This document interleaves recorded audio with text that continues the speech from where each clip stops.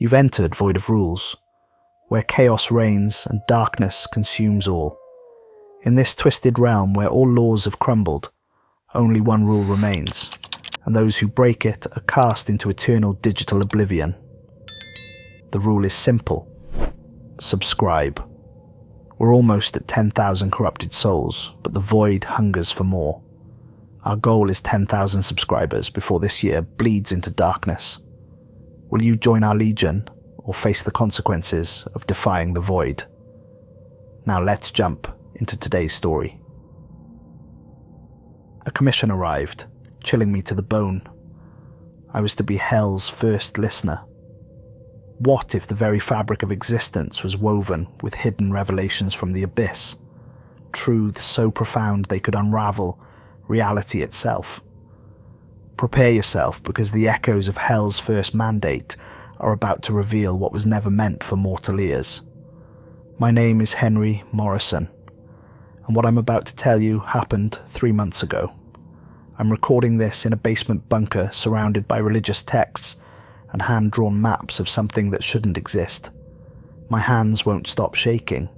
The candles keep going out no matter how many times I light them, but I need to tell you this story before October 31st arrives, before we have to go back down, because if you're hearing this after that date and we haven't returned, then you need to know what we discovered.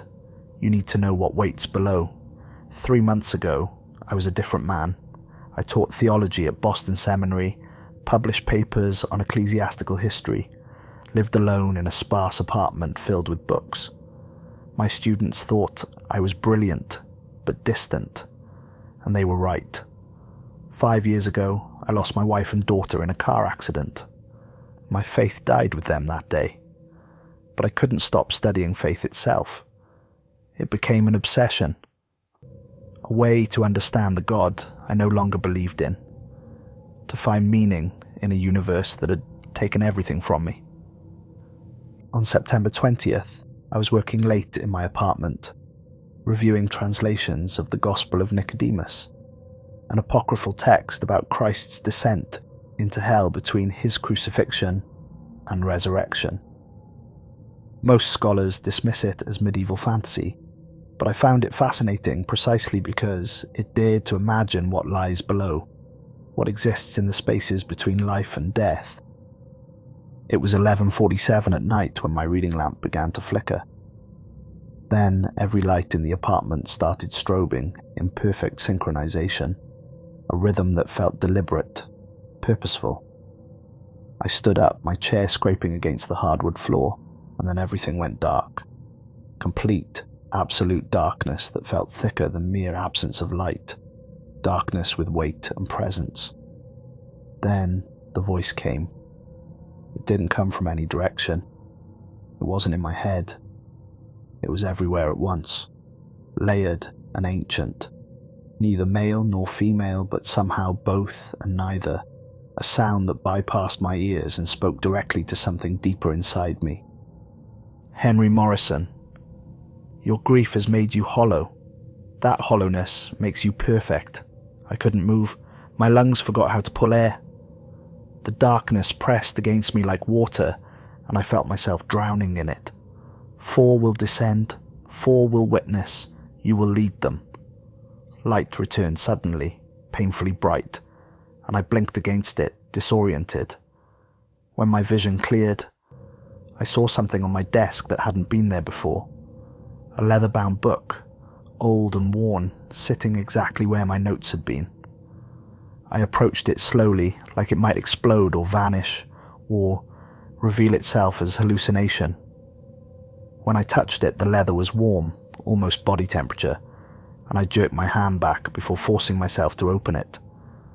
Inside, written in ink that seemed to move slightly as I looked at it, were 4 names: Henry Morrison, Hank Delacroix, Nick Porter, Nate Crawford.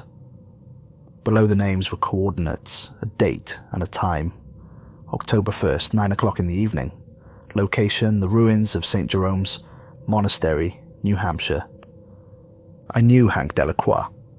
He'd been one of my best students 8 years ago, brilliant and passionate, now a parish priest in South Boston.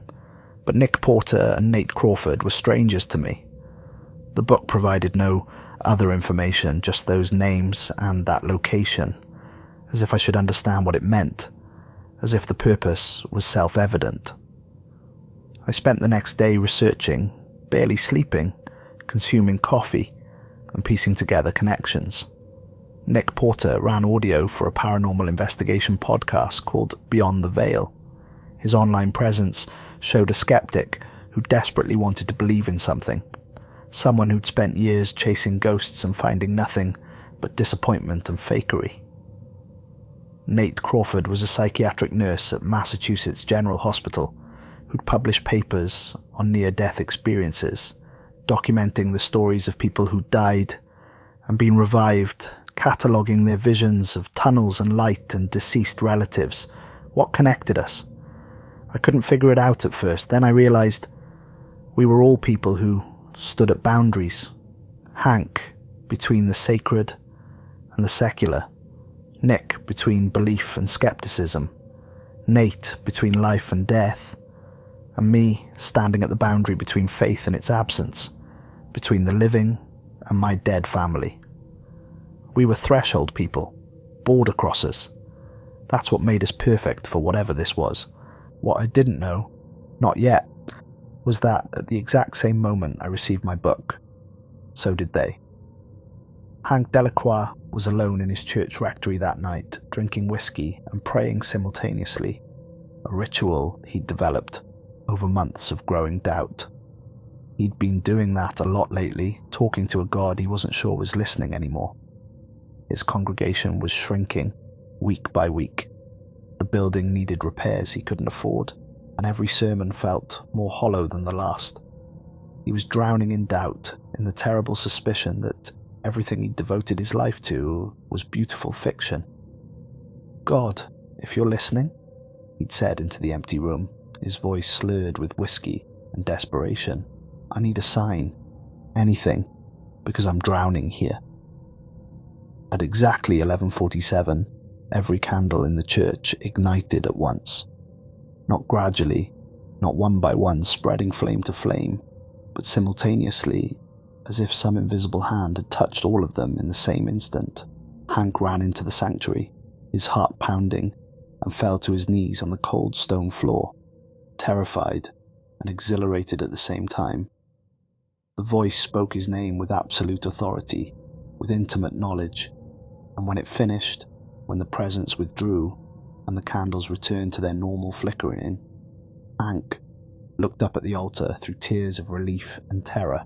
A leather book sat there, identical to mine, a book he hadn't placed there, a book that couldn't exist but did. Nick Porter was asleep in his studio apartment, headphones on, editing audio from yet another disappointing investigation where every shadow had an explanation and every sound was just old pipes or wind. His wall was covered with soundwave printouts from one case he couldn't explain, a recording made at an abandoned monastery where voices spoke in languages that shouldn't exist on the tape, languages that predated the recording technology by centuries. He kept returning to that case, kept analysing those waveforms because it was the only thing in 5 years of investigation that he couldn't debunk. At 11:47, every piece of recording equipment in his apartment activated simultaneously. Microphones, speakers, mixing boards, computers, all of it suddenly alive and recording without anyone touching them. The voice came through every speaker at once, but also through his headphones, but also somehow deeper, inside his skull, vibrating in his bones. When it stopped, when the terrible presence withdrew, Nick tore off his headphones with shaking hands and stared at his mixing board. A leather book sat there, materialized from nothing, and when he rewound his recordings to capture what had just happened, he found something impossible. His equipment had been recording for hours before it activated, capturing silence that contained whispers he could almost understand. Nate Crawford was working the night shift at Massachusetts General, checking on patients in the intensive care unit with the methodical precision that had made him an excellent nurse. He'd just finished examining a comatose patient, a young man who'd been in a vegetative state for 3 weeks after a motorcycle accident. Brain activity minimal, prognosis grim. Nate had been documenting near-death experiences for years, collecting stories from patients who'd been revived after clinical death, and he'd noticed something disturbing recently. Over the past month, 4 different patients had described the same thing: a corridor with doors, and a voice telling them that someone is supposed to listen. At 11:47, the comatose patient's eyes opened.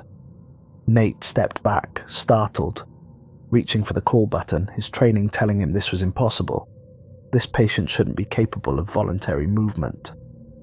But before he could press it, the patient's mouth opened, and the voice came out, not the patient's voice, but something else. Something ancient and vast, using the patient as a speaker, a puppet, a vessel. Then every patient in the ward began speaking in unison, 20 different mouths forming the same words, speaking Nate's full name with perfect synchronization. When it stopped, the comatose patient was comatose again, brain activity unchanged, and Nate stood in the hallway breathing hard, wondering if he'd had a psychotic break, if the stress had finally broken something in his mind. Then, he returned to his locker to get his phone and call someone, anyone who could help him make sense of what just happened. The leather book was inside his locker, sitting on top of his spare scrubs, and he stared at it for 10 full minutes before touching it. Because the lock was still engaged and no one could have put it there, but it was there anyway, warm and real and impossible. I found Hank first. I drove to his church the next morning, September 21st, and walked in during his sermon preparation. He was sitting in the front pew, the leather book open in his lap, and he looked up when he heard my footsteps echoing in the empty sanctuary. "You got the book too," he said immediately, and it wasn't a question. It was a statement of absolute certainty, and I realized he'd been expecting me.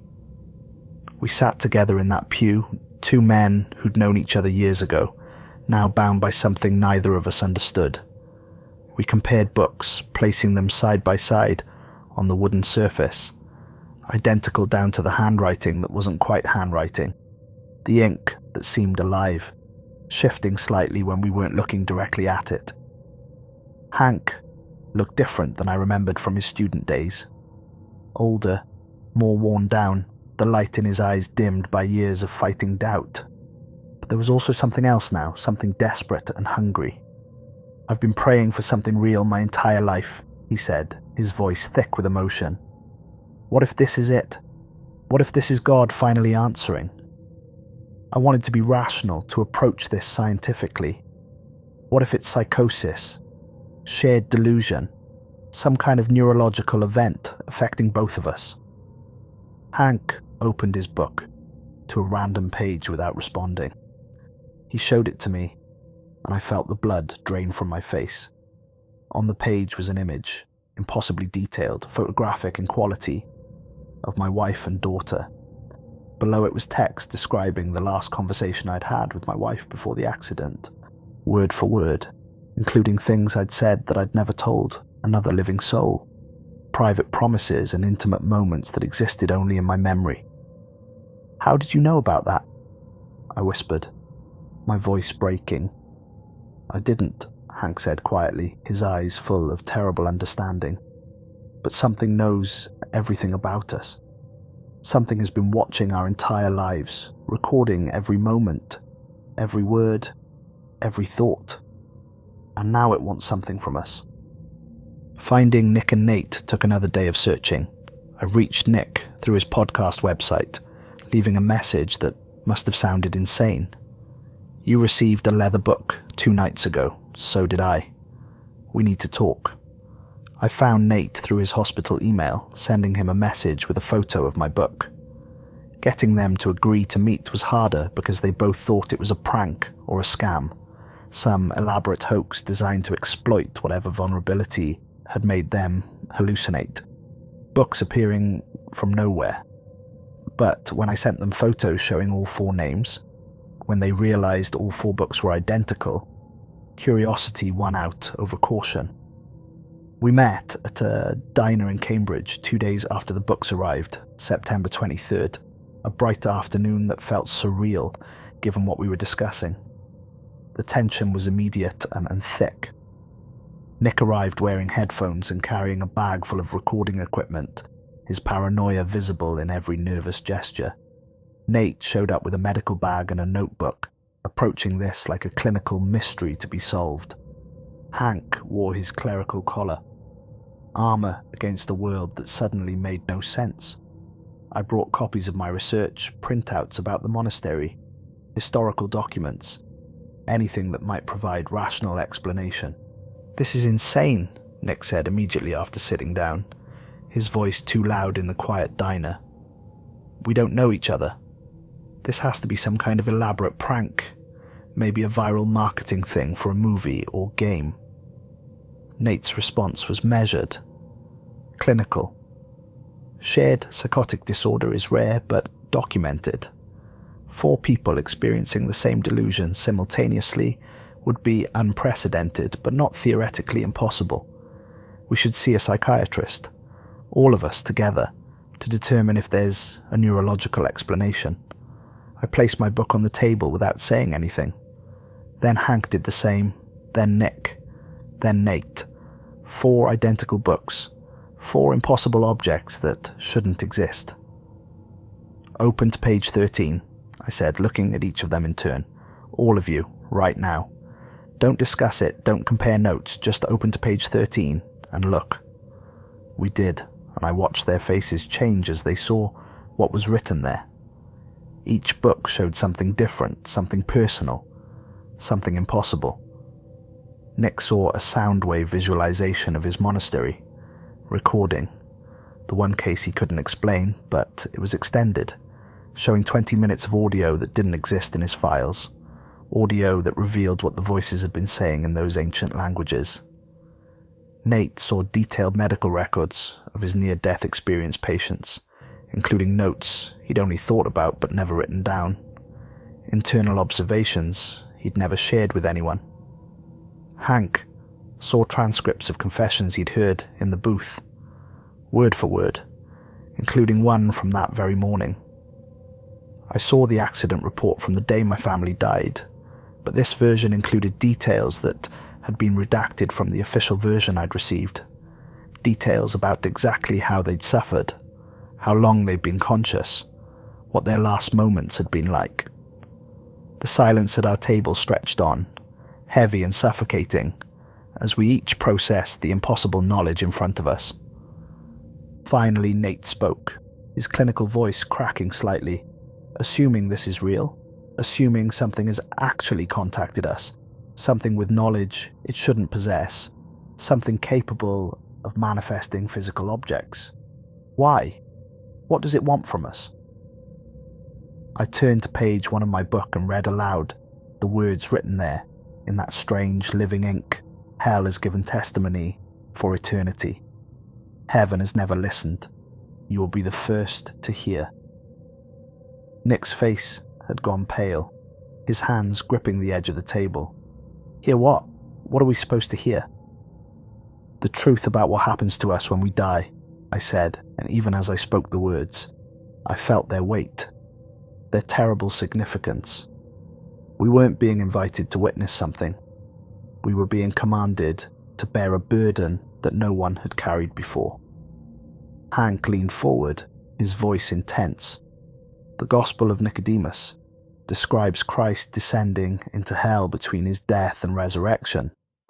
It says he freed the righteous souls trapped there, that he harrowed hell and broke its power. But what if that's not the whole story?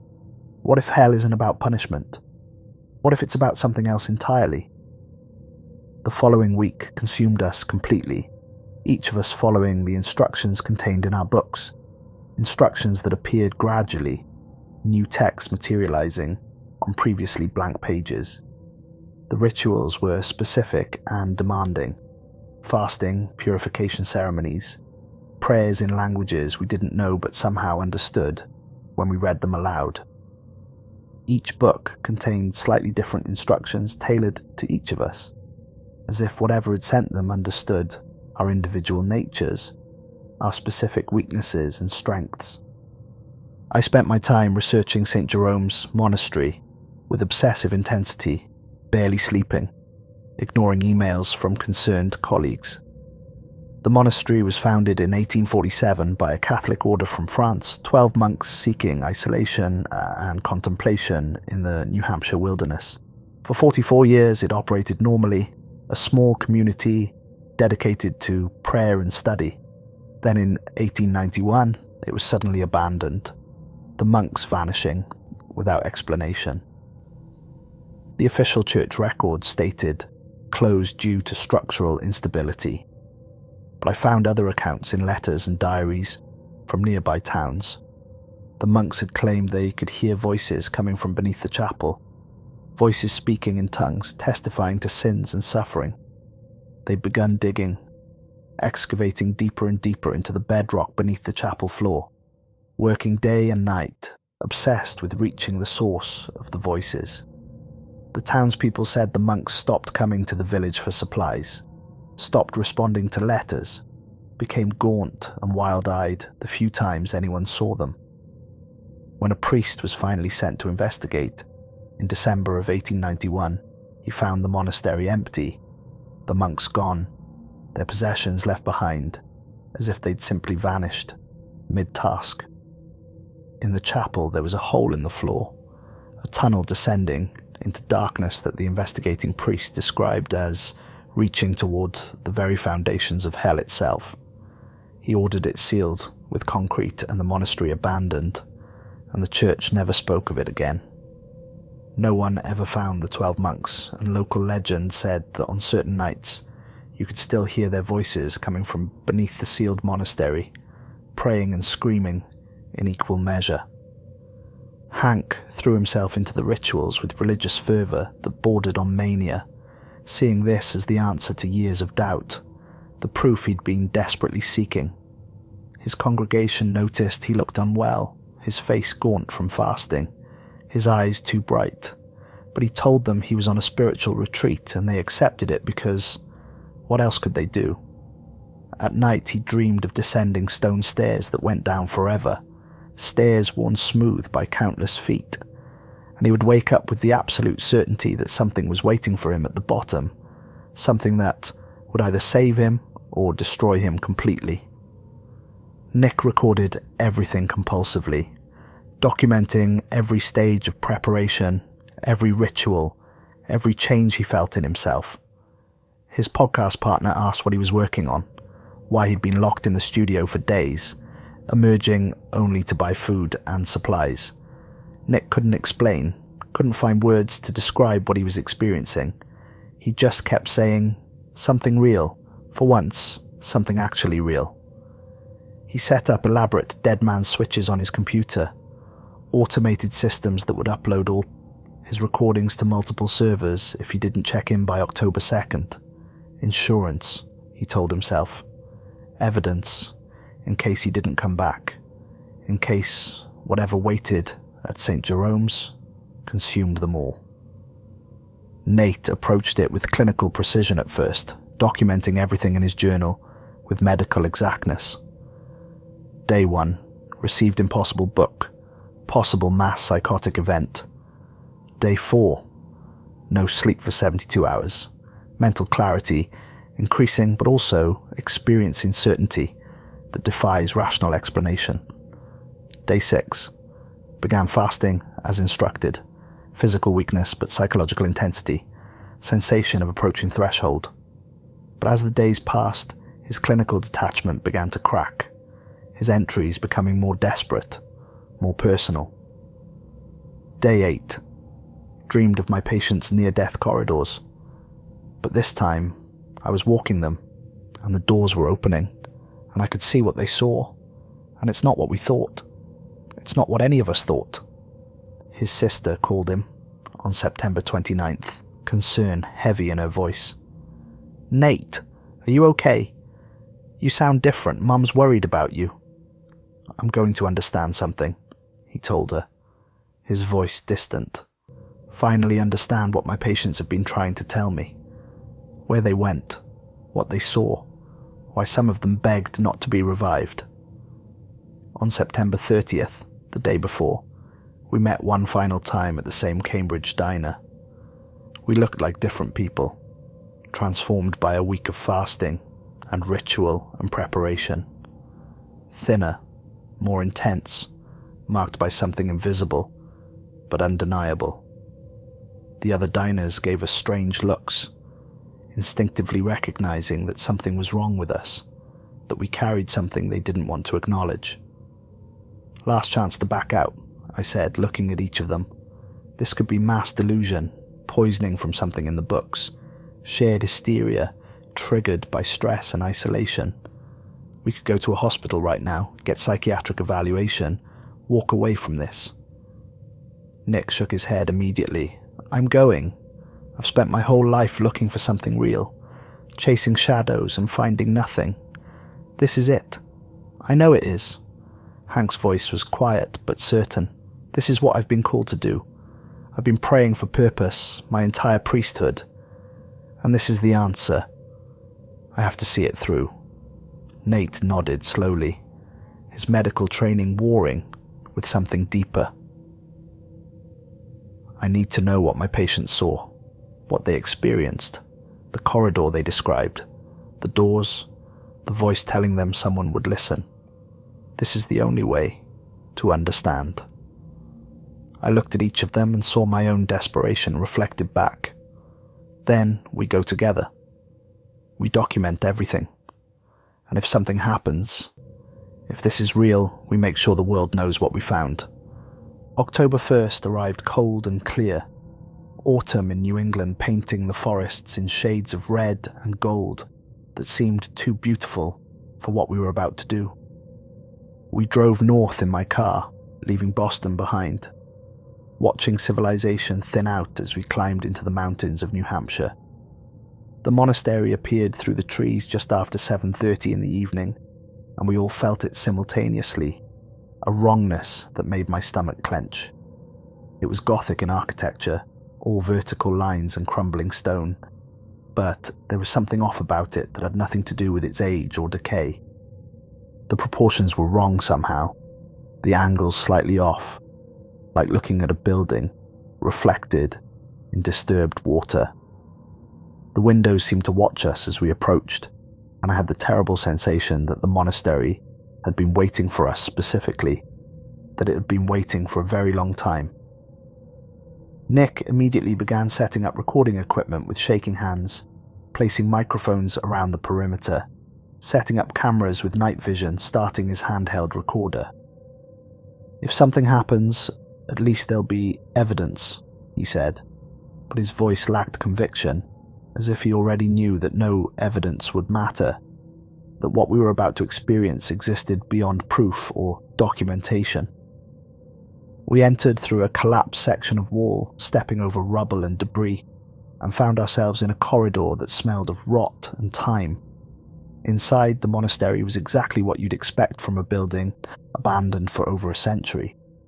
Water damage, graffiti from teenage explorers who dared each other to spend the night, birds' nests in the rafters, floors covered in debris and the remains of its former life.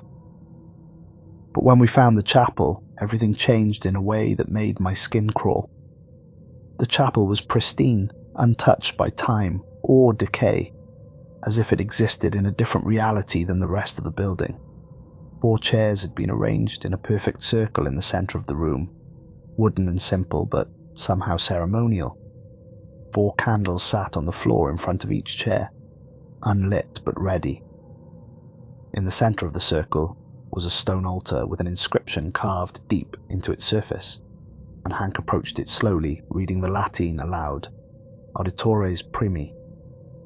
The first listeners, I translated, my voice echoing in the pristine space. Not listeners singular, listeners plural. It was always meant to be 4 of us from the very beginning. We checked our watches in unison, an unconscious synchronization.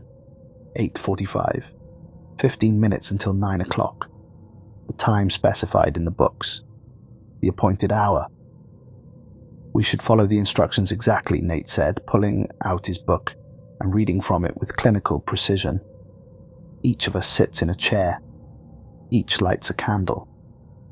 Then we read the invocation together, the words on page 7.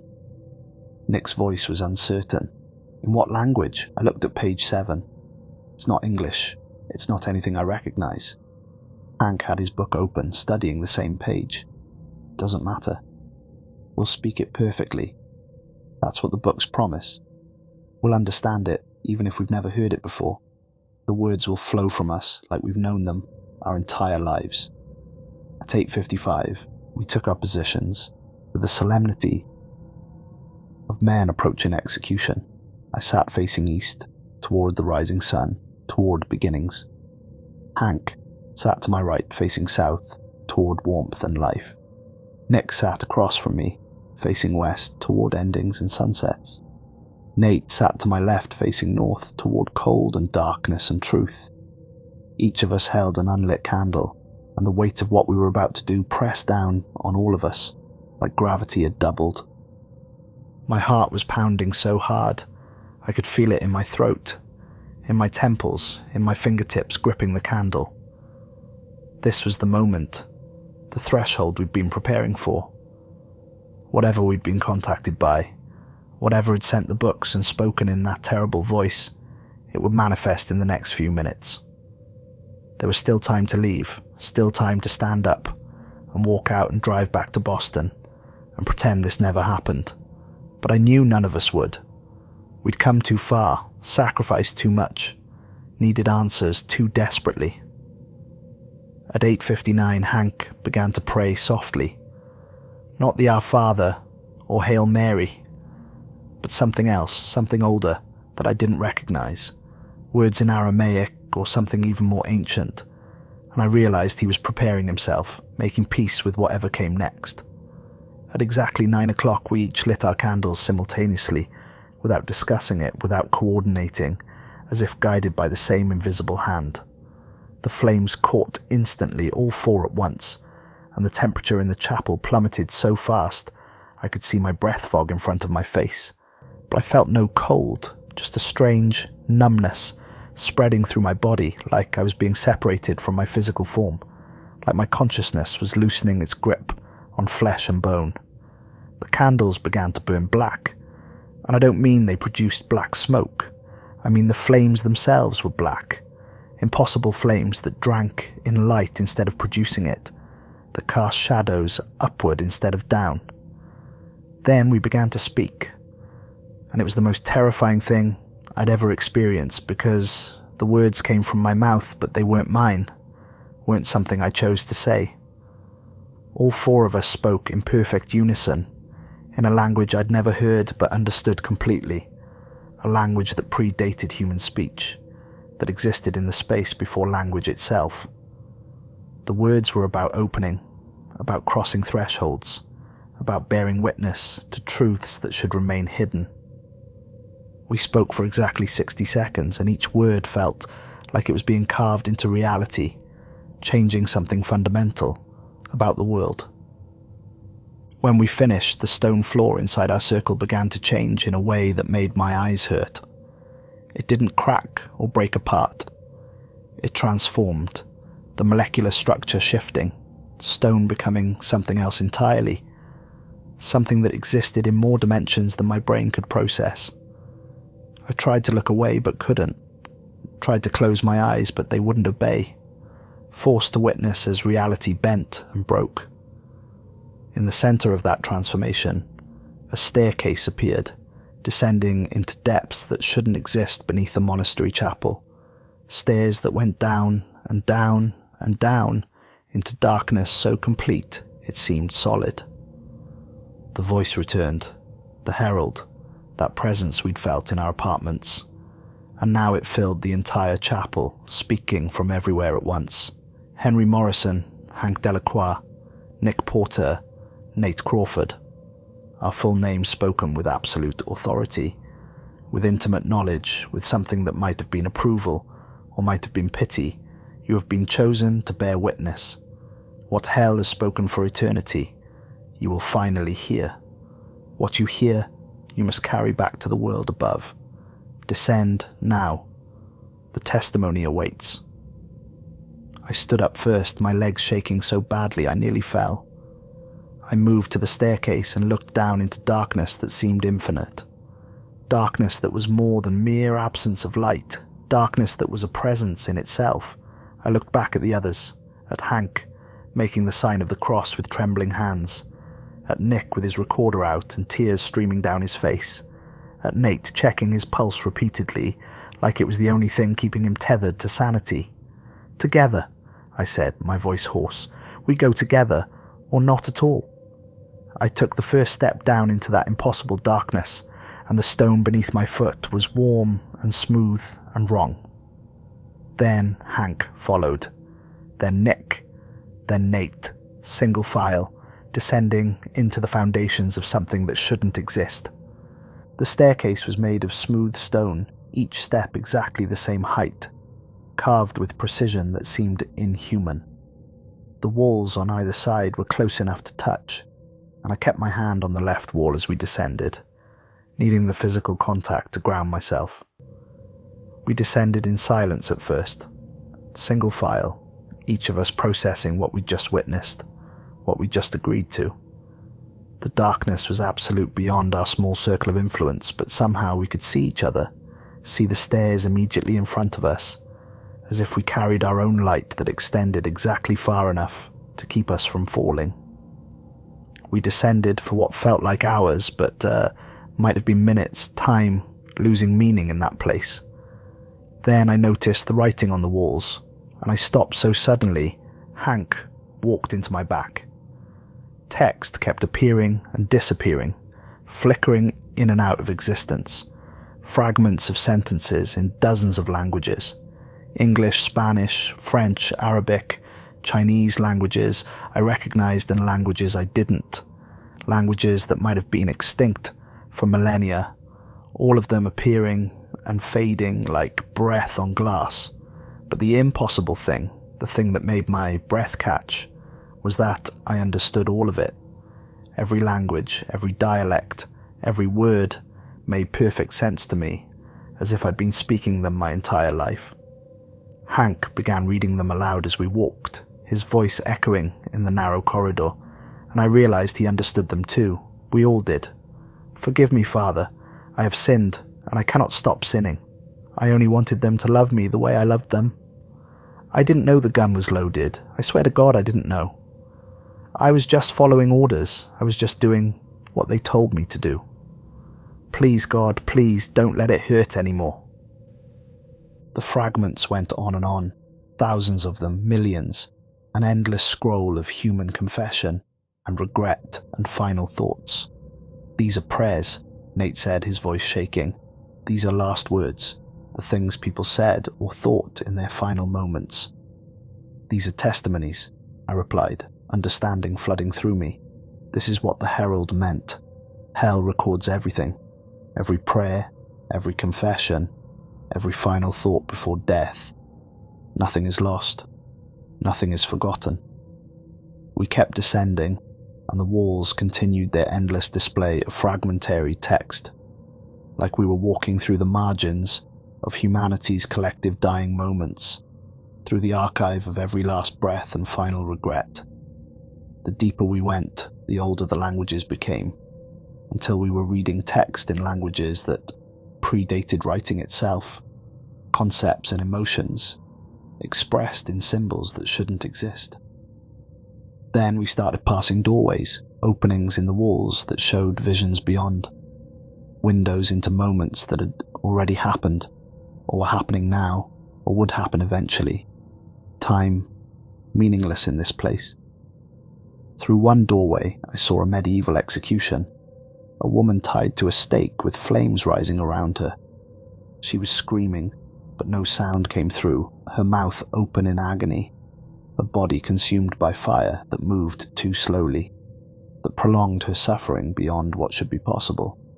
But then she turned her head and looked directly at me, not through me or past me, but at me specifically, her eyes focusing with impossible clarity. Her expression was accusing, demanding, asking why I was watching, and not helping. why I bore witness but did nothing. I stumbled and nearly fell, and Hank caught my arm.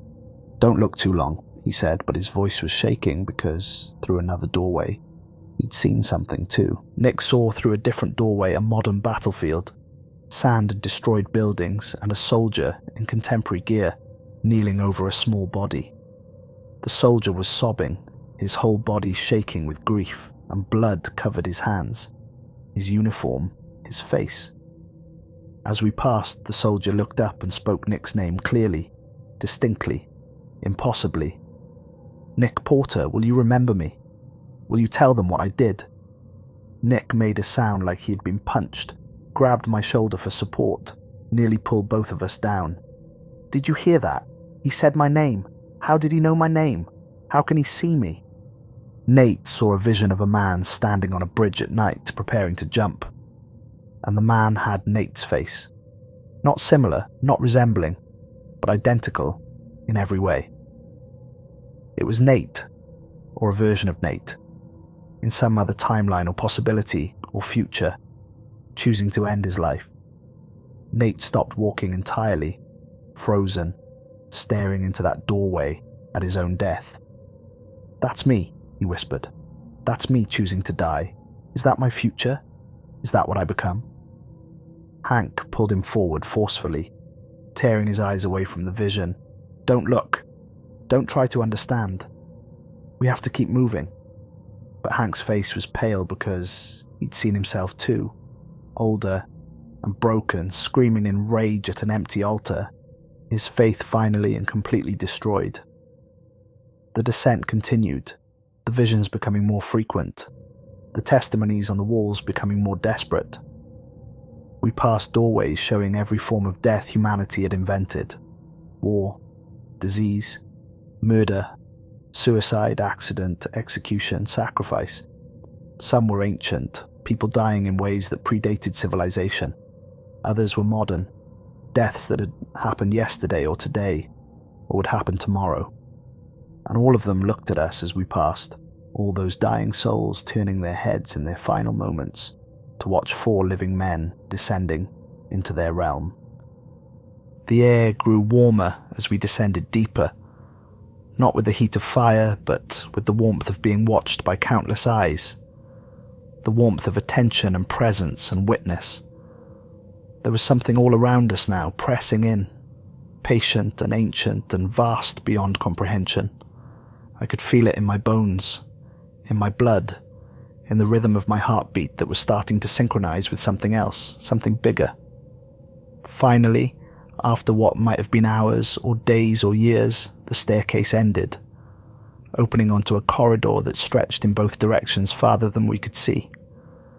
The walls here were different, made of the same stone but covered entirely in text, not fragmentary anymore, but complete testimonies, full confessions, entire lives written in every language humans had ever spoken. "This way," I said, though I didn't know how I knew. Didn't understand the certainty that pulled me forward. Something was calling to us, drawing us toward a destination we couldn't see, but could feel. We walked in silence now, overwhelmed by the scale of what surrounded us, by the sheer volume of testimony that covered every surface. Miles of text, centuries of confession, millennia of human witness. We walked for what might have been minutes or hours, and then the corridor opened up, and we stopped, unable to process what we were seeing, unable to fit it into our minds. The chamber was vast beyond comprehension, beyond the ability of human perception to fully grasp. Circular, stretching up so high we couldn't see the ceiling, extending out so far the walls disappeared into distance and haze, and covering every surface, arranged in perfect rows that spiraled upward into infinity, were seats. Thousands of them, tens of thousands, hundreds of thousands, maybe millions, more than I could count or comprehend, arranged in tiers that went up and up and up until they vanished into darkness above. And they were occupied, every single one, by human souls sitting in patient witness. Not demons or monsters or creatures from nightmare, but people, human beings of every age and era and culture, all of them looking towards the centre of the chamber where we stood. Some wore ancient robes, some wore modern clothes, some wore nothing at all. Some were young, some were old, some were children. But all of them were watching us with eyes that held eternity, with expressions that combined suffering and understanding and terrible patience. In the absolute centre of the chamber, directly beneath where we stood, was a stone pedestal, and on that pedestal lay a single scroll. The herald's presence materialized around us, not as a figure we could see, but as a weight in the air, a pressure that made my ears pop, a thickness that pressed against my skin. Like I was underwater. When it spoke, every soul in every seat leaned forward slightly, collectively, as if they'd been waiting for this moment for a very long time. Welcome, listeners. You stand in the hall of final testimony. The voice resonated through the entire chamber, echoing from millions of surfaces, and I felt it in my chest, in my skull, in my bones. Every soul here is given witness to their life, their death, their truth. For eternity, hell has recorded. For eternity, hell has spoken. For eternity, heaven has remained silent. Until now. I approached the pedestal slowly, my legs barely supporting me, my hands shaking so badly I could barely grip the scroll. I unrolled it carefully, terrified it would crumble or vanish, or reveal something I couldn't bear to know. The text was in English, written specifically for us to understand, in script that was simultaneously ancient and modern. I read aloud, my voice echoing through the vast space, and as I spoke, I felt millions of souls holding their breath in anticipation. To all who dwell in testimony, I have heard your witness across eternity. I have listened to every prayer, every confession, every final thought. The record has been one-sided, only your voice is speaking, only your truths recorded. 4 living souls have been sent to listen, so that heaven may understand what hell has learned about humanity, so that judgment may finally be informed by testimony. Speak through these vessels. Let them carry your truth upward, so that the conversation between above and below may finally begin. Silence filled the chamber when I finished, complete and absolute, millions of souls waiting in perfect stillness. Then, Hank spoke, his voice breaking with emotion and realization. We're not delivering a message to hell, we're not bringing anything down. No, I said, understanding flooding through me like cold water. We're taking messages from hell, back to the living. We're the bridge, the conduit. Hell has been speaking forever, and heaven has never listened. Until now. Until us. Nick's recorder was still running, capturing everything, his hands gripping it so tightly his knuckles were white. But why us? Why 4 random people who don't know each other? The herald's voice returned, patient and vast. You are not random. You are threshold people, border crossers. Henry stands between faith and doubt, between the living and his dead. Hank stands between the sacred and the secular, between belief and emptiness. Nick stands between skepticism and wonder, between proof and mystery. Nate stands between life and death, between healing and witness. You exist in liminal spaces, in the margins between certainties. That is what makes you perfect vessels for testimony. Nate stared up at the thousands of souls surrounding us, his clinical detachment finally shattering completely. They're all waiting, waiting to speak, waiting to be heard. Choose who you will hear, the herald said. You cannot hear them all. Time still moves in the world above, and you are still bound by flesh and mortality. Choose wisely, for the testimonies you carry back will shape heaven's understanding of what hell has learned. I looked at the others, at Hank with tears streaming down his face, at Nick trembling and pale, at Nate breathing too fast, like he was approaching panic. This was it, the moment everything had been leading to. We were standing in hell, surrounded by millions of souls, and we had been given permission to listen. I stepped forward, my voice steady despite the fear coursing through me. I want to hear from someone who lost their family, who died consumed by grief and never found peace. A figure rose from one of the seats far above us, and I watched as she descended the tiers with impossible grace, walking on air, passing through other souls like they were smoke. She was middle-aged, wearing a dress from the 1950s, her hair pinned up in a style I recognized from old photographs. When she reached us, she stood directly in front of me, close enough that I should have felt her breath, but there was nothing, just presence without physical form. She spoke in a language I didn't recognize, something Eastern European, Czech or Polish or Slovak, but I understood every word perfectly, as if she was speaking directly into my mind. I am Katerina. I died in 1963 in Prague. I watched my children die in a house fire that started while I was at the market. 3 children, all under 10 years old. I ran into the flames twice trying to reach them. Both times neighbours pulled me back. Both times I failed. I heard their screams and could do nothing. Her voice was steady, without emotion, but her eyes held oceans of suffering. I lived 30 more years after that day. I went to work every morning at the textile factory. I came home every evening to an empty apartment. I cooked meals for one person and ate them without tasting anything. I went to church every Sunday and prayed for forgiveness, for understanding, for meaning. I never found any of it. I was already dead, you understand? My body continued functioning, but I died the day my children died. Finally, in 1993, I took pills and went to sleep and did not wake up. I completed what the fire had started. She stepped closer to me, and I could see details now that shouldn't be visible. Burned scars on her hands from when she tried to reach her children, the permanent shadow of grief in her eyes. My testimony is not about the pain. Pain fades even here in this place of eternal witness. My testimony is about the question I carried for 30 years and carry still for eternity. Why did God let me save no one? I was their mother. I was supposed to protect them. Why did prayer do nothing?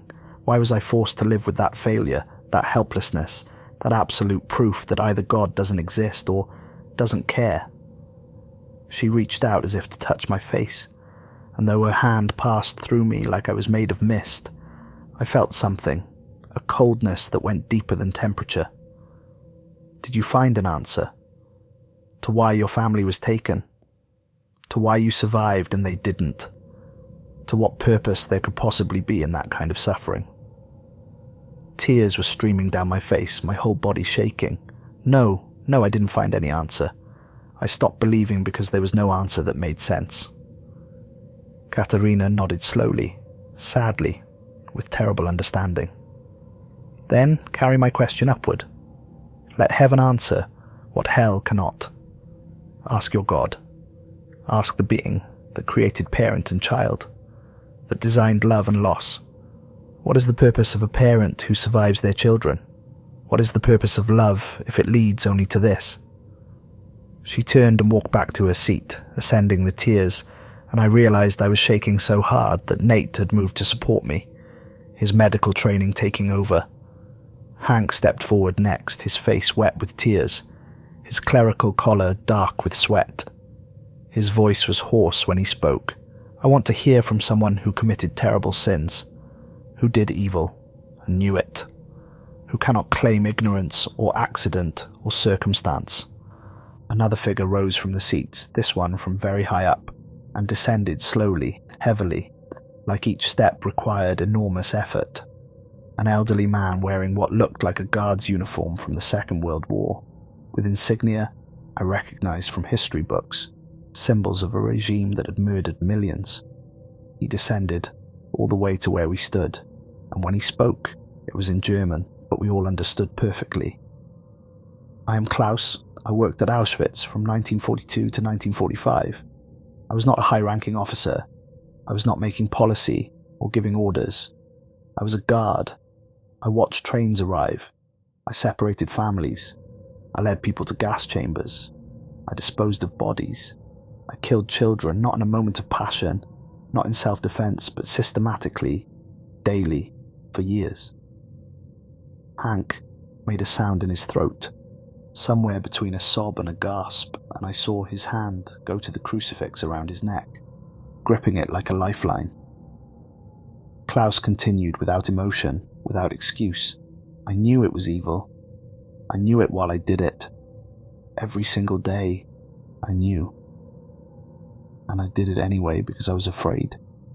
Because I wanted to survive. Because refusing orders meant death. Because it was easier to kill others than to die myself. After the war, I escaped. I lived in Argentina for 40 years under a false name. I married a woman who knew nothing of my past. I had 3 children who grew up believing I was a simple factory worker. I went to church every Sunday. I prayed for forgiveness every single day for 40 years. I never felt it. I never earned it. I died of old age in 1987, peacefully, surrounded by family who never knew what I had done. Klaus looked at Hank with eyes that held no hope of redemption, no expectation of mercy. My testimony is this: is hell punishment, or is it finally being honest about what I was? I suffer here, yes, but it is the suffering of truth, of no longer lying to myself, or to God, or to my family.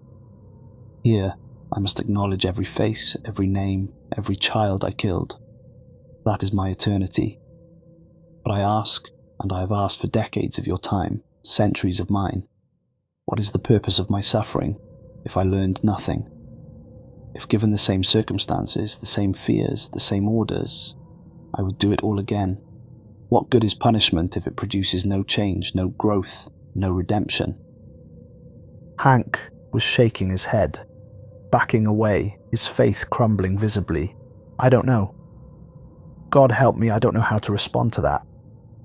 I've spent my whole life believing in redemption, in forgiveness, in the power of confession and penance. But you, Klaus's expression didn't change. Then take the question. Ask heaven directly. Ask the God who created free will and consequence, who designed souls capable of such evil. What is the purpose of my suffering if I cannot change what I am? What is the purpose of eternal punishment if it is not rehabilitative? Am I here to suffer, or to bear witness, or simply to exist as proof that evil is real? Klaus returned to his seat, ascending slowly, and Hank fell to his knees on the stone floor. I heard him praying desperately under his breath, fragments of Latin and English mixed together, his whole theology being dismantled by what he'd just heard. Nick stepped forward, his recorder held up like a shield between himself and what he was about to experience. His voice was barely steady. I want to hear from someone who died suddenly, without warning, without getting to say goodbye or finish anything or find meaning. A young woman rose from the seat and she wore modern clothes, jeans and a college sweatshirt with a logo I recognized from a university in California. She couldn't have been more than 25 when she died, probably younger. She descended toward us with a lightness that made her seem almost alive, almost present in a way the others hadn't been. I'm Ashley. I died in a car accident in 2019, February 14th, Valentine's Day. I was driving home from work at a coffee shop near campus. I was thinking about my boyfriend, about whether I should tell him I loved him that night. I'd been working up the courage for weeks. A truck ran a red light. I died instantly. No pain, no warning, no time to even understand what was happening. Just alive 1 second, here the next. She walked toward us and she looked so normal, so alive that for a moment I forgot where we were, forgot that she was a soul in hell giving testimony. She could have been any young woman on any street in America, Everyone says death gives life meaning, that knowing we'll die makes us appreciate what we have, makes every moment precious. But I had no time to appreciate anything. No time to say goodbye to my parents, my friends, my boyfriend who I never told I loved him. No time to finish the book I was reading, or see how my favourite show ended, or find out if I get into graduate school. No time to understand what my life meant, or what purpose it served, or what I was supposed to learn. I died in the middle of the sentence, and the sentence will never be finished. She looked at Nick with desperate intensity, with a need that was almost physical. What about us? The ones who died in the middle of everything? The ones who never got to find meaning, or make peace, or complete anything? Is our existence less valuable because we didn't get a proper ending? Do we matter less because we died before understanding what it was all for? Nick's voice was hoarse, tears streaming down his face. No, God, no, it's not worth less. Your life mattered. Then tell them, Ashley said, and now there was anger in her voice, frustration that had been building for years. Tell them I existed. Tell them my life mattered, even though it was incomplete, even though I never got to finish anything, even though I died without finding answers. You record voices, you document evidence, you preserve what others miss. Record mine. Make sure someone knows I was here, that I lived, that I loved, even if I never got to say it out loud. I will, Nick promised, his hand clutching the recorder like it was the only real thing in this place. I swear to you I will. Everyone will hear your voice. Ashley smiled sadly, with terrible gratitude, and returned to her seat. Finally, Nate stepped forward, and I could see his medical training failing him, his clinical detachment cracking completely. His voice was shaking. I want to hear from someone who came back, who died and was revived, who saw this place and had to return to life. A man rose from the seats, middle-aged, wearing casual clothes from the early 2000s, khakis and a polo shirt like he'd died, on a weekend running errands. He approached us with a strange expression, something between relief and rage, peace and fury mixed together in a way that seemed impossible. I'm Thomas. I died on an operating table in 2008. Routine surgery, supposed to be simple, but my heart stopped. The doctors said I was dead for 3 minutes. 3 minutes of Earth time. He paused, looking up at the vast chamber, at the millions of souls watching. Here, it was longer, much longer. I saw this place. I understood what it meant. I felt the peace of finally knowing the truth, of understanding what comes after, of being released from the burden of uncertainty. For the first time in my life, I knew something absolutely, completely without doubt. His expression darkened, twisted with something ugly. Then they revived me, shocked my heart back into rhythm, forced me back into my body, back into the world. I woke up on that operating table screaming, begging them to let me die again, to let me return here. But they celebrated. They'd saved my life. They had no idea what they'd taken from me, what they'd stolen. He looked at Nate with something like fury, with accusation. I lived another 15 years after that. Every single day was torture because I knew this place existed and I couldn't return to it. Every moment of life felt like exile, like punishment. Your patients tell you about peace and light, about not being afraid of death anymore, but they don't tell you the whole truth, do they? What truth? Nate asked, his voice barely a whisper. Thomas stepped closer, his face inches from Nate's. That some of us wanted to stay. Some of us found testimony preferable to life. Coming back wasn't a gift, it was a punishment. Being revived wasn't salvation, it was damnation to 15 more years of knowing what I'd lost, what I could never return to until my body finally failed again. You save people, you bring them back, you celebrate every revival as a victory. But do you ever ask if they wanted to come back? If they're grateful? Or if you stole something from them by dragging them back from truth into illusion? Nate's voice cracked. What do I tell people who are dying? What do I tell patients who are afraid? Tell them the truth, Thomas said, his voice softening slightly.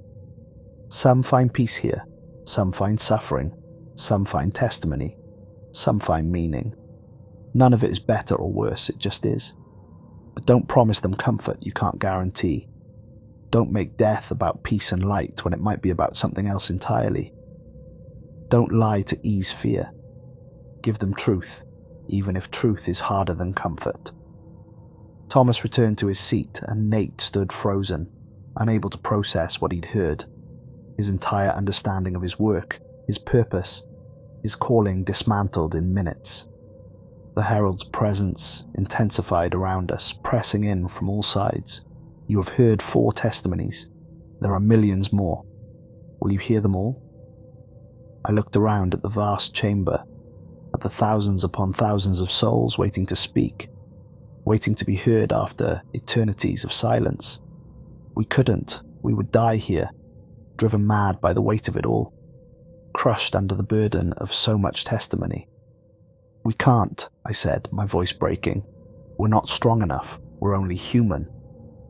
Then choose more, the Herald commanded, and its voice allowed no argument. You came to listen. Listen. This is your purpose, the reason you were chosen. Bear witness until you can bear no more. And so we did, and what followed was hours or days or years, time losing all meaning in that place. Soul after soul came forward and gave testimony, and we stood there and listened and remembered everything. A man who died alone in his apartment, not discovered for 3 weeks. His testimony about invisibility, about living an entire life unnoticed and dying the same way. A child who died of leukemia before her 8th birthday. Her testimony about the unfairness of suffering without comprehension, without the ability to understand why. A woman who spent her whole life caring for sick family members and died feeling invisible. Her testimony about service without recognition, about love that goes unacknowledged. A soldier who killed in war and couldn't forgive himself. His testimony about the permanent stain of taking life, even in service of country. A teenager who took their own life. Their testimony about pain that felt infinite, about the impossibility of explaining depression to people who've never felt it. An elderly person who died peacefully but wanted to testify about all the small cruelties they'd witnessed, all the casual evil that society ignores. A person who died in childbirth. Testimony about sacrifice and the price of creating life.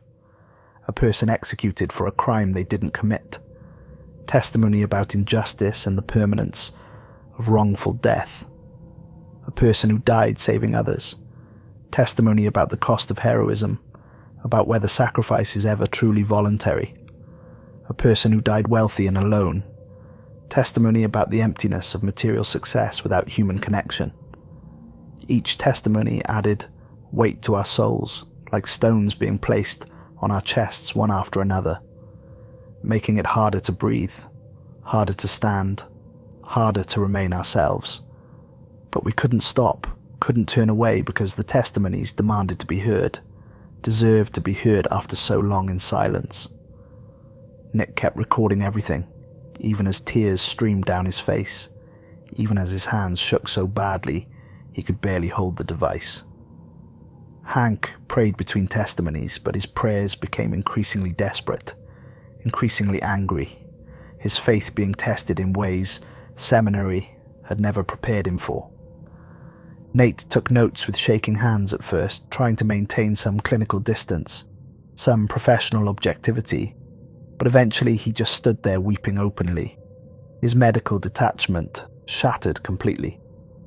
I just listened and remembered, felt each testimony carving itself into my memory, into my soul, permanent and inescapable. We heard from people who died in every way humans have invented death. War, disease, murder, suicide, Accident, execution, sacrifice, natural causes, medical error, neglect, abuse. We heard from people across all of human history. Ancient farmers and modern programmers, medieval peasants and contemporary artists, people whose languages had been dead for millennia, and people who died speaking the newest slang. We heard from people of every age. Children who barely understood what was happening, teenagers full of potential cut short, adults in their prime, elderly people ready for death. Each one had a story, a testimony, a truth they needed to share. And as we listened, I began to understand something that the Herald had tried to tell us, something that heaven needed to learn. Hell wasn't about punishment.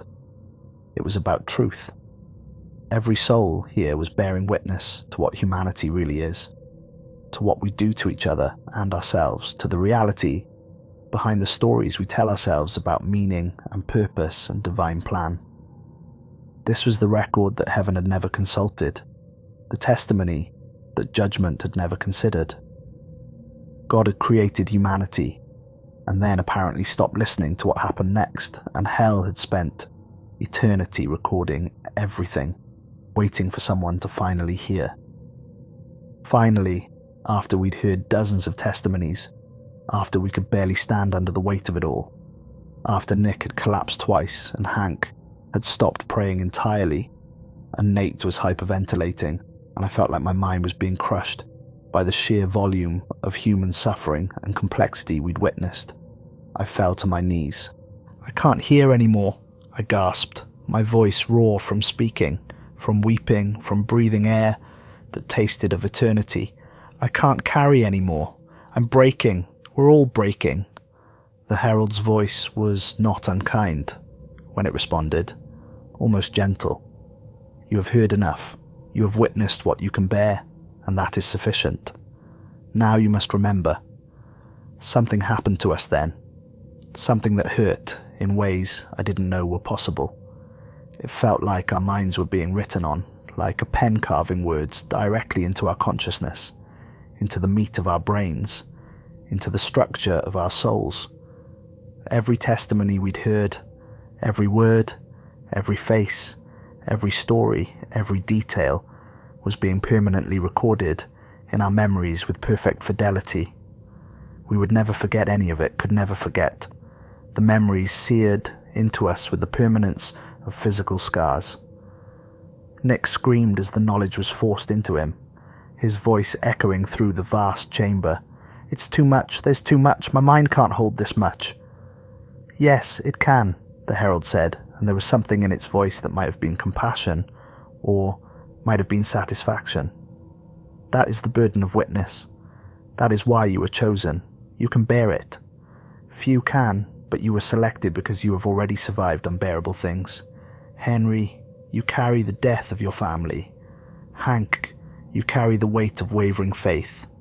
Nick, you carry years of desperate searching. Nate, you carry the suffering of countless patients.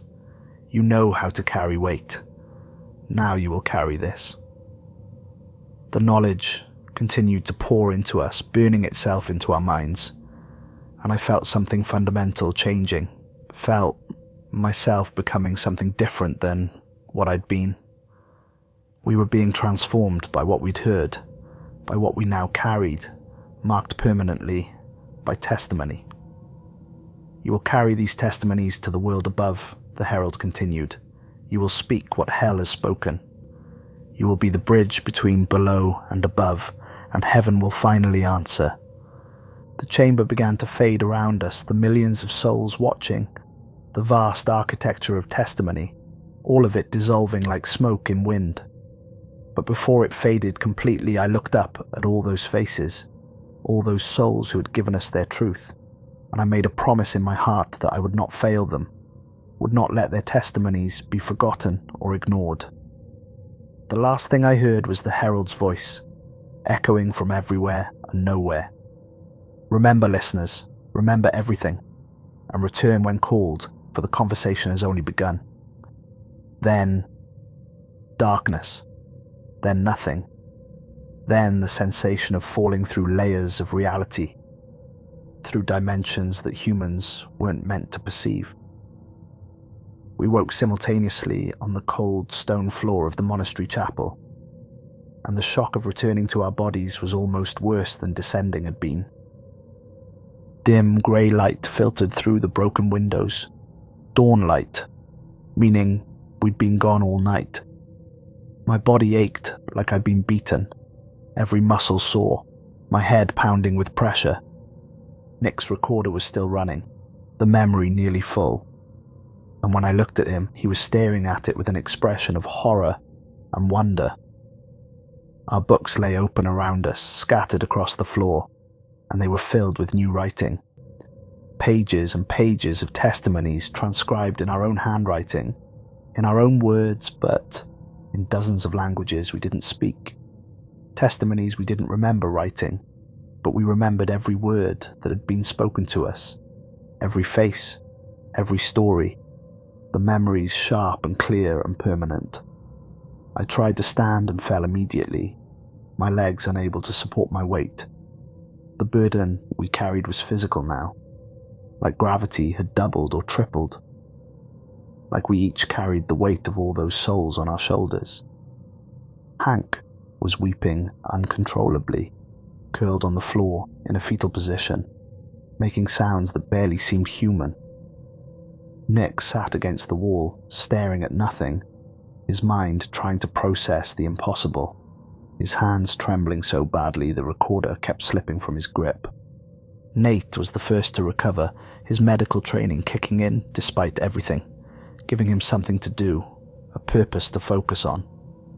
He checked each of our vital signs with shaking hands, his only way to cope with what had happened. The familiar routine of medicine, providing an anchor in madness. "We need to leave," he said quietly, his voice hoarse. "We need to get out of here before someone finds us, before we have to explain what happened." We helped each other to the car, supporting each other's weight, moving like old men despite our ages. The drive back to Boston was silent for the first hour, none of us able to speak, unable to find words adequate to what we'd experienced. Every attempt at conversation felt blasphemous somehow, like speaking would diminish what we'd witnessed. At a rest stop halfway back, Nick insisted on playing his recording, needed to confirm that what we remembered had actually happened. Static at first, white noise that hurts to listen to, then voices. Hundreds of them, overlapping, but somehow distinct, speaking simultaneously in dozens of languages. Every testimony we'd heard was captured in perfect clarity, impossible clarity, given the limitations of his equipment. Languages we didn't speak, stories that would take days to transcribe, all preserved with fidelity that shouldn't be possible. "It's all here," Nick whispered, his voice filled with awe and terror. Every word, all of it, every testimony, recorded perfectly.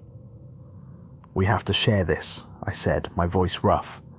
"That's what we were sent to do, to carry the testimony upward, to make sure heaven hears what hell has been saying." Hank looked at me with hollow eyes, his faith visibly shattered. Who would believe us? We have recordings that could be faked, books that could be forged, memories that could be delusions. Who would accept this as truth? "Everyone or no one," Nate said, his clinical voice returning slightly. "But we have to try. We were commanded to bear witness, to carry these testimonies back. That's our purpose now, whether anyone believes us or not." That was 3 months ago, and since then our lives have transformed in ways we couldn't have predicted, in ways that have isolated us from the world we used to inhabit. We've each taken different approaches to fulfilling our commission, to carrying hell's testimony to the world above, each of us finding our own way to bear witness. Hank left his parish 2 weeks after we returned, unable to stand at an altar and preach about a God whose nature he now understood so differently. The decision destroyed him, broke something fundamental in his identity, but he had no choice. How could he celebrate Mass when he'd heard Klaus's testimony? How could he offer absolution when he'd learned that some sins might be beyond redemption? He's been travelling the country since then, preaching in parking lots and public parks, in community centres and coffee shops, anywhere people will listen. The established churches turn him away, call him a heretic, threaten him with excommunication, but people gather to hear him anyway. He tells them what he learned in that chamber, speaks the testimonies he heard, explains that hell is not torture but truth, that judgment is not about punishment but about honest witness. His audiences are small but devoted, people hungry for something real, for testimony that acknowledges the complexity of existence, rather than offering easy answers. Nick released the recordings online 2 weeks after that, uploading everything to multiple platforms simultaneously, knowing that some would try to take it down, that some would call it blasphemy or fraud. The response was immediate and massive beyond anything he'd anticipated. Millions of downloads in the first week, the files spreading across the internet like wildfire, shared and discussed and debated in forums and comment sections worldwide. Thousands of people claimed they heard their own dead relatives speaking in the testimonies, recognized voices of parents or children or friends who died. Skeptics said it was the most sophisticated audio fakery ever created, a hoax of unprecedented scale and ambition. Believers said it was proof of the afterlife, confirmation that death wasn't the end, but a transition to testimony. The debate rages on, polarizing and intense, but the recordings keep spreading, keep reaching new audiences, keep forcing people to confront questions about death and meaning and divine justice. Nate wrote a book, spending 6 weeks in isolation, barely sleeping, compiling all the testimonies we'd heard into a single comprehensive volume. He organized them by theme rather than chronology. Testimonies about loss, about violence, about love, about injustice, about sacrifice, about meaninglessness, about everything humans experience in life and death. He added his own analysis as a psychiatric professional, trying to contextualize what we'd witnessed, to provide framework for understanding. Medical journals refused to publish it. Academic presses rejected it immediately without even reading the full manuscript. So he self-published it, made it available through print-on-demand services and online retailers, and it started selling through underground channels, through networks of people seeking truth rather than comfort. People recovering from loss found it and saw their grief reflected in Katerina's testimony. People questioning their faith found it and recognized their doubts in Hank's struggle. People dying in hospice care found it and used it to prepare for what came next. The book spread slowly but persistently, finding the people who needed it, who were ready for its message. I returned to teaching, but everything has changed in ways my colleagues find disturbing. I can't lecture about theology the way I used to, can't talk about divine justice or theodicy or the problem of evil in abstract terms anymore. Instead, I tell my students what I learned, share the testimonies I heard, explain that hell is not a place of demons, but a place of truth, that every person there is bearing witness to what humanity really is. Some students drop my class immediately, uncomfortable with the intensity, with the departure from traditional theological frameworks.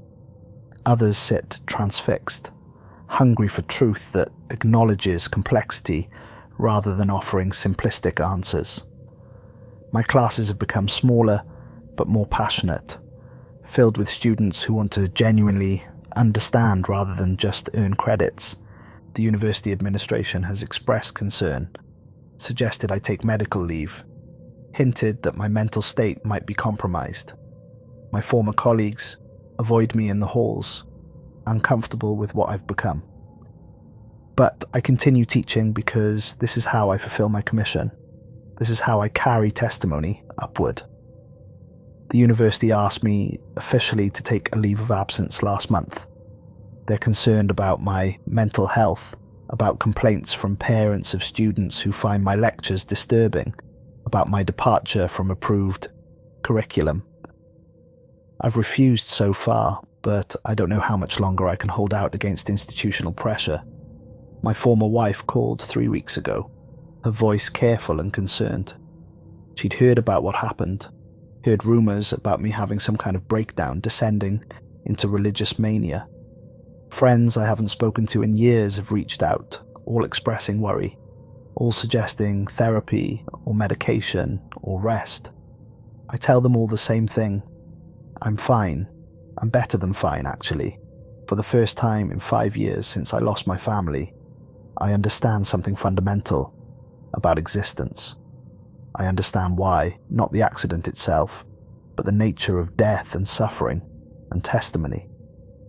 They don't believe me, think I've created an elaborate delusion to cope with grief. But I know what I experienced, what we all experienced. We four stay in contact constantly, daily calls, weekly meetings, bound together now in a way that goes deeper than friendship or professional collaboration. We're the only ones who truly understand what the other experienced, what we carry, the weight we bear. We're the only ones who can talk about it without explaining, without justifying, without defending. When Hank calls at 3 a.m, unable to sleep because Katerina's face won't leave his mind, I understand. When Nick sends me audio files he can't bring himself to listen to alone, I listen with him. When Nate shares journal entries about patients whose deaths now carry different meaning, I read them and respond with my own observations. We need each other because no one else can understand this burden. But 3 days ago, everything changed again in a way that terrifies me more than the first descent. I was in my apartment reviewing notes for a lecture on the concept of purgatory in medieval theology when the temperature dropped 40 degrees in an instant. My breath fogged, the windows frosted over, and I knew immediately what was happening, even before the presence manifested. The herald had returned.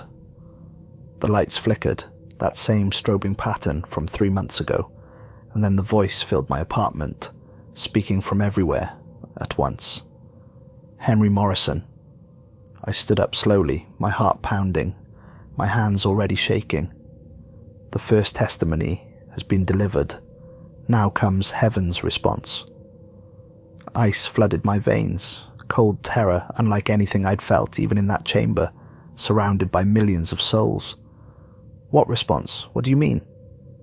You have carried hell's testimony upward. You have spoken what needed to be spoken, shared what needed to be shared. Now you must carry heaven's answer downward. You and the other 3, October 31st. Return to St. Jerome's. The passage is opened wider. Hell awaits heaven's judgment. The presence withdrew as quickly as it came, temperature returning to normal, lights stabilizing, but I stood there frozen for 10 minutes before I could move. Then I grabbed my phone with shaking hands and called the others. They'd all received the same message within minutes of each other, the same date, the same command, the same terrible certainty that we were being called back.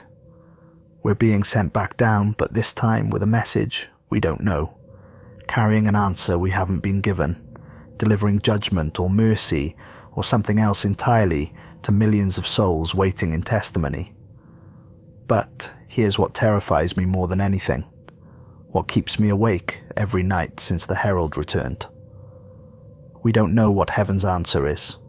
We don't know if we're carrying mercy or judgment, forgiveness or condemnation, hope or despair. The herald didn't tell us. The books haven't revealed it. Our dreams don't clarify it.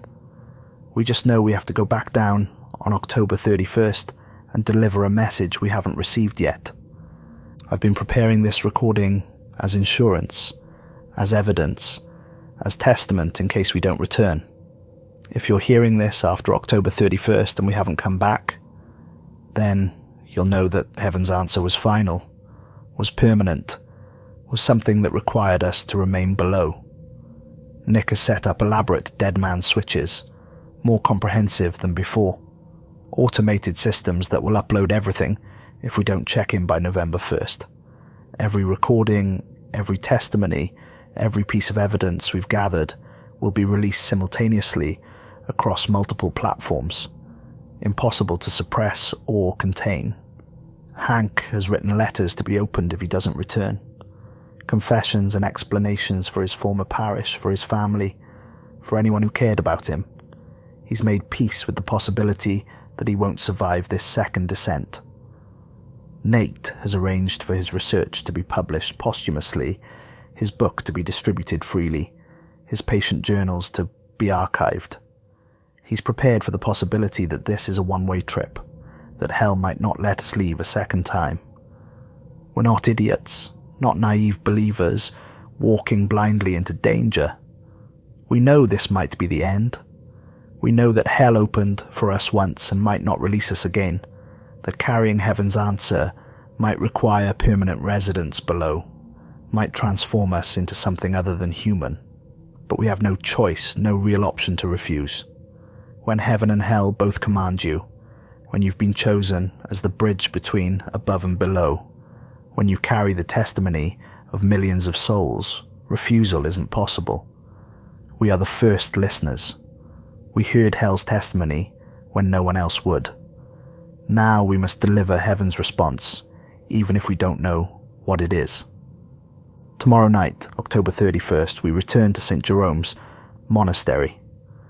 We'll descend those stairs again, deeper this time, further down than before.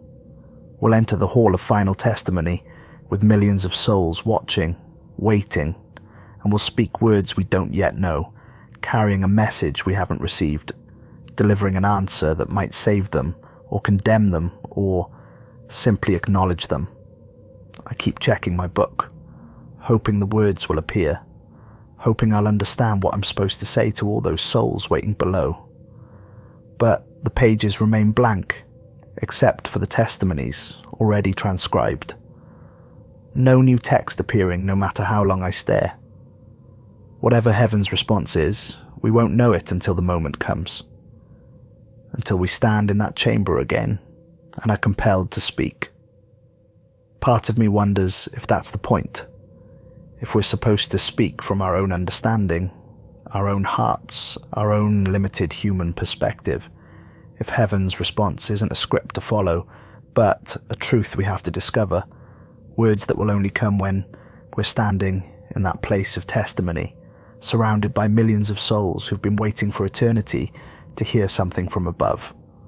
Or maybe we're being sent to deliver judgment, to tell those souls that their testimony has been heard and found wanting, that their suffering serves no purpose, that they will remain in testimony forever without resolution or redemption or meaning.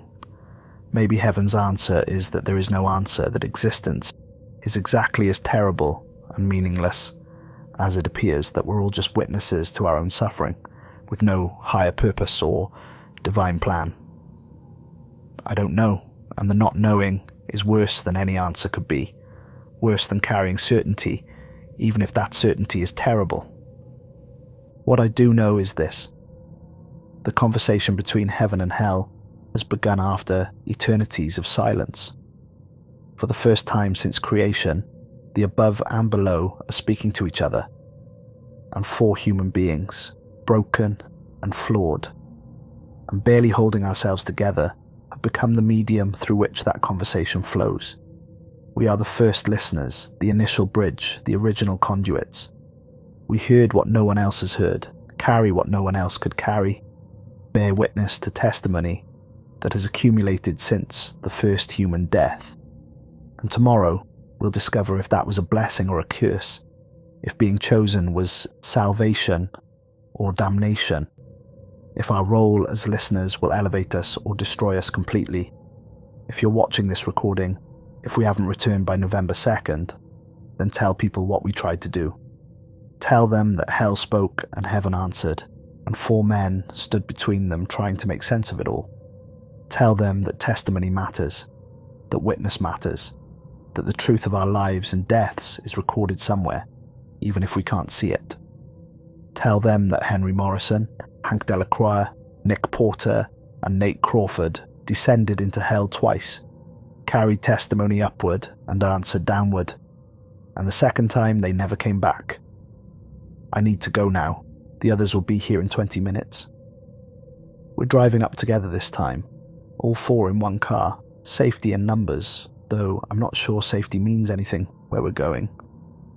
We've said our goodbyes to the people who matter, made our peace with whatever comes next, prepared as much as humans can prepare for something like this. One last thing before I end this recording. If we do come back, if Heaven's response allows us to return, if this isn't the end but just the next chapter, I'll make another recording. I'll tell you what we learned, what message we delivered, what answer hell received after waiting for eternity. I'll explain what Heaven said to all those souls in testimony, whether it brought them peace or rage or simply acknowledgement. But if you never hear from me again, if this is the last record of Henry Morrison speaking in his own voice, then know this. I died trying to understand. I died standing between heaven and hell, trying to make sense of existence, and death and suffering and truth. If there's any purpose to what happened to my family, to what happened to all of us, maybe it's this. Maybe we were always meant to be the bridge. Maybe some people are born to listen, chosen to carry burdens others can't bear, selected to witness what must be witnessed, even if it destroys them. Maybe my wife and daughter died so I could become hollow enough to hold hell's testimony. Maybe Hank's faith had to waver so he could question what others accept. Maybe Nick had to search fruitlessly for years so he'd recognize truth when it appeared. Maybe Nate had to watch countless people die so he could understand what death really means. Maybe everything that happened to us was preparation for this moment, for this role, for this impossible task of being human, bridges between divine realms. Or maybe it means nothing. Maybe we're just four people who happen to be in the right place at the right time, randomly selected for a task that could have been given to anyone. Maybe there's no grand plan, no divine purpose, no meaning beyond what we create ourselves. I don't know, and I'm terrified that I'll die without knowing, that the answer will remain forever beyond my reach. The others are here. I can hear Hank's car pulling up outside, hear doors opening and closing, hear their footsteps on the stairs leading to my apartment.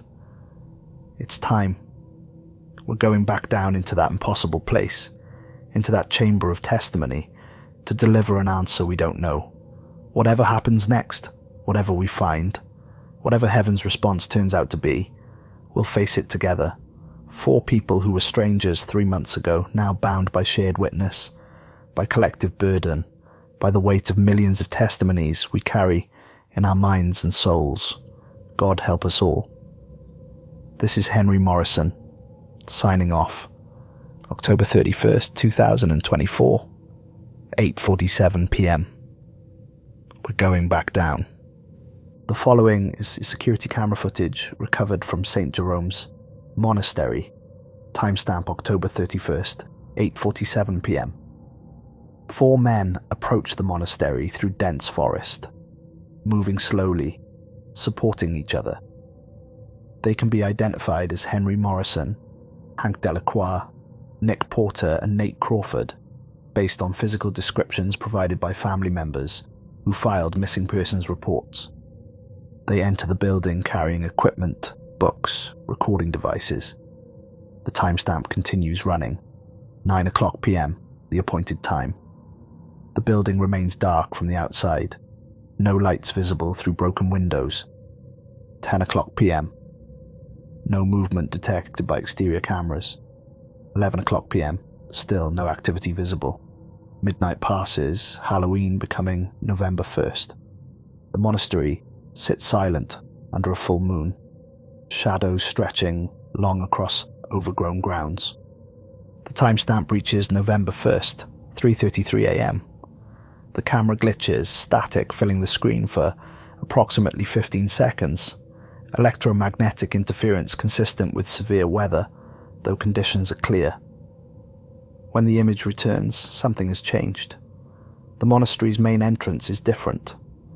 The collapsed wall they entered through has been sealed, not with boards or reconstruction, but with solid stone that matches the original architecture perfectly, as if there had never been an opening at all, as if the building was always whole and complete and sealed. The monastery stands intact and impossible, every entrance gone, transformed into seamless wall. The four men never emerge. Supplemental audio recording recovered from Nick Porter's cloud backup system, uploaded automatically at 3:34 a.m. on November 1st. The timestamp indicates it was recorded at 11:47 p.m. on October 31st, exactly when the Herald had commanded them to be in the chamber. Nick Porter's voice, distant and echoing, as if speaking in a vast space. We've reached the chamber again, but it's different this time. The souls are all standing, every single one of them. Thousands standing in perfect silence, watching us, waiting. Henry Morrison's voice, shaking. The pedestal has changed. There's another scroll. It's glowing, actually glowing with light that shouldn't exist here. Hank Delacroix, barely audible, his voice thick with tears. Dear God, I can feel it. I can feel heaven's presence here, actually here with us in this place. This is real. This is all real. Henry again. And now there's terror in his voice. I'm reading it. Heaven's response. Oh God, no, this can't be right. Nate Crawford, panic rising. What does it say? Henry, what does heaven's answer say? Static interference, heavy and prolonged. Then the herald's voice, unmistakable and vast. The testimony is complete. The judgment is rendered. The listeners will remain. More static. Sounds that might be screaming, or might be wind, or might be millions of voices speaking at once. Then 4 voices speaking in perfect unison. Henry and Hank and Nick and Nate. But their voices are layered with something else now. Something vast and ancient and eternal. We will bear witness forever. We understand now. Heaven's answer is that testimony never ends. Hell is not punishment. Hell is eternal witness. And we are part of it now. We are the first listeners. And we will listen forever. And others will come after us. And the conversation between above and below will continue through human vessels until the end of all things. This is our purpose. This is our answer. This is heaven's response. Witness is eternal. Testimony never ceases, and someone must always listen. Silence for exactly 13 seconds. Then a sound like stone grinding against stone, like doors sealing shut, like the universe itself closing a chapter. Then nothing but static. Then the recording ends. This concludes all available documentation regarding the 4 individuals known as the first listeners. No further contact has been established despite extensive efforts by family members, authorities, and independent investigators. St. Jerome's Monastery remains sealed, every entrance transformed into seamless stone. The building architecturally impossible, whole and intact with no way in or out. Multiple attempts to locate the entrance used on October 31st have failed. The collapsed wall simply gone, replaced by stone that analysis suggests has been there for over a century. Local authorities investigated after family members reported the 4 men missing on November 2nd. No evidence of foul play was discovered, no bodies recovered, no signs of struggle or violence. The case remains open but inactive, classified as missing persons, though investigators privately believe the men died somewhere on the property and their bodies simply haven't been found. The recordings released by Nick Porter continue to circulate online, downloaded millions of times, debated and analysed and argued over in countless forums and academic papers. The book, compiled by Nate Crawford, continues to sell through underground channels, finding audiences hungry for testimony that acknowledges complexity rather than offering easy answers. Churches that welcomed Hank Delacroix's message continued to share his teachings, his sermons recorded and distributed, his interpretation of hell as testimony rather than torture gaining followers despite official condemnation. Henry Morrison's students continued to study his final lectures, his last classes recorded and shared, his understanding of divine justice and human witness influencing a new generation of theologians and philosophers. But the four men themselves have never been seen again, vanished completely, consumed by whatever they found in that chamber of testimony. Their families hold memorial services without bodies, grieve without closure, struggle to understand what happened to men who descended into an abandoned monastery and never returned. Some believe they died, victims of structural collapse or carbon monoxide or some other mundane cause. Others believe they're still alive somewhere, hiding or incapacitated or held against their will. A few believe the recordings are real, the testimonies genuine, the men transformed into something other than human, permanently resident in a realm between life and death. Make of that what you will. The testimonies continue to spread. The conversation between heaven and hell continues through human vessels, and somewhere, in a chamber that shouldn't exist beneath a monastery that's now sealed forever, four men bear witness for eternity, listening to testimonies that will never cease, carrying burden that will never end, fulfilling the purpose they were chosen for, even as it destroyed who they used to be. They were the first listeners. They heard what no one else would hear. They carried testimony upward and answer downward. And they remain below, witnessing forever, because someone has to listen, someone has to bear witness, someone has to stand between heaven and hell and make sure the truth is recorded. That is their answer. That is heaven's response. That is what they learned in that final descent. Testimony is eternal. Witness is forever, and the conversation between divine realms requires human sacrifice, requires souls willing to listen until the end of all things. They were chosen because they could bear it. They remain because they must. And others will come after them, other listeners, other witnesses, other bridges between above and below, continuing forever the work they began. This is their legacy. This is their purpose. This is their fate. And this is where their story ends and yours begins. Because now you know what they learned, carry what they discovered, bear witness to their witness. What you do with that knowledge, that testimony, that burden, is up to you. But know this, somewhere below four men are listening still, bearing witness to testimony that never ends, carrying burdens that never lighten, fulfilling a purpose that transcends individual identity or human limitation. They are the first listeners, and they will listen forever.